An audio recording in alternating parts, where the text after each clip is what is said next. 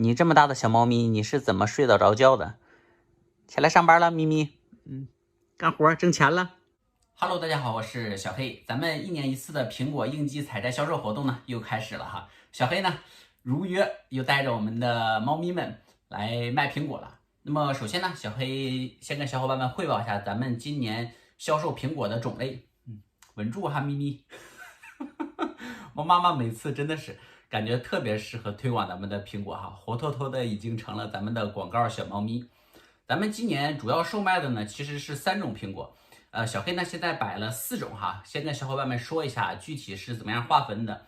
那么苹果呢，7580代表的苹果的果径数字越大呢，这个苹果的果径也就越大哈。首先呢就是咱们的75精品苹果啊，然后是一个品种，然后呢就是这个80的普通苹果是一个品种，然后呢还有80的优质苹果是一个品种，这3个呢是咱们主要售卖的。为了让小伙伴们更明显的区分出来哈，小黑呢做了一个小角标，比如说这个75的苹果呢，那就是小资之选啊，就是我们的小资人士啊，特别适合这种苹果，或者我们的女孩子特别适合这种苹果，因为苹果的大小呢，感觉女孩子的手呢一般不是很大哈，一只手正好能够拿得过来。然后呢，就是我们的这个80的普通苹果，这种苹果呢，照着80的优质苹果，主要区别在哪呢？区别在它的果身上面，可能会有这个，这样看一看，1、2个这样的小黑点哈，这样叫做80的普通苹果。这种苹果呢，小黑给做的角标呢，就是它是性价比款哈，它的性价比非常的高，因为售价很便宜哈。性价比高有个前提是什么？就是这些苹果其实所有的口感都是一样的。那么区别在哪儿呢？最主要就是它的外观上。而80优质苹果呢，它的果身上基本上不会有很明显的瑕疵哈。像这样果身上基本上是没有很明显的瑕疵的啊。口感呢，其实它们2个是一样的，这3个都是一样的啊。主要区别就区别在它的果身上面。那么这种苹果呢，小黑称之为小康之选啊，就是我们的小康家庭特别适合这种啊，就是皮毛呢不错啊，口感也非常的好。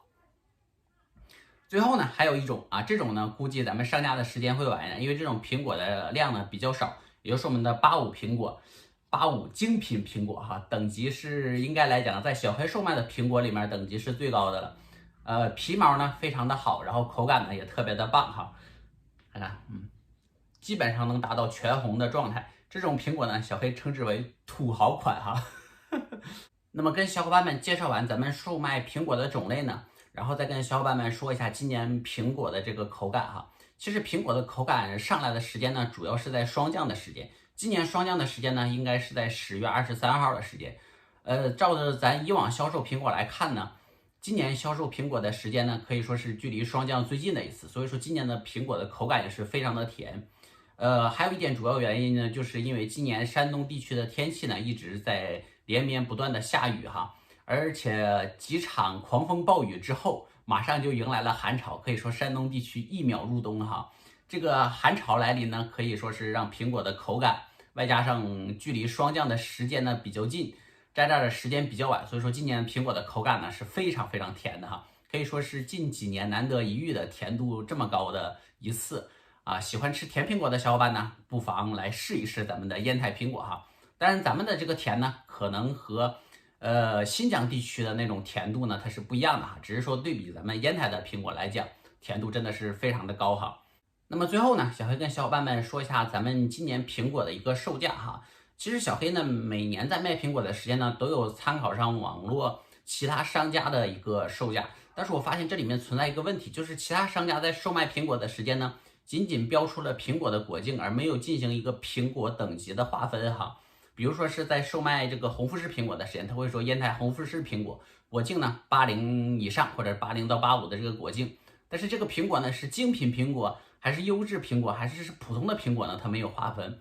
那么我看了一下这个具体购买人的这个评论哈，尤其是追评，我发现这个苹果呢基本上都是普通的苹果哈。所以说小伙伴们在看到咱们售卖苹果的价格的时间呢，可能会觉着，你这个苹果同样是80的苹果，你这种苹果呢感觉价格就比较高。那么这种普通的苹果呢，感觉价格就不是很高。那这种75的苹果呢，感觉价格又上来了。这是问题点在哪儿呢？主要就在于苹果的等级不同哈。或者说简而言之呢，就是苹果的外观不同哈。我看到很多商家其实售卖的呢都是普通的苹果哈，就是80普通的这种苹果。那么精品苹果和优质苹果，这样它的价格呢就会高出一些了哈，因为货卖一张皮嘛。所以说为什么这个叫小康之选啊，这个叫性价比之款啊，这个叫小资之选，这个叫土豪款，区别呢这样也就出来了啊。今年如果喜欢吃苹果的小伙伴呢，一定不要错过今年这么好吃的苹果哈。咪咪，咱们已经做完广告了。咪咪，喂喂，哎哎哎，哎呀，今年就看咱们能卖多少苹果了，咪咪。生活不易，咪咪卖力呀！咦，噔噔噔噔噔噔噔噔噔噔噔。好了，那么咱们也就下期见喽，拜拜。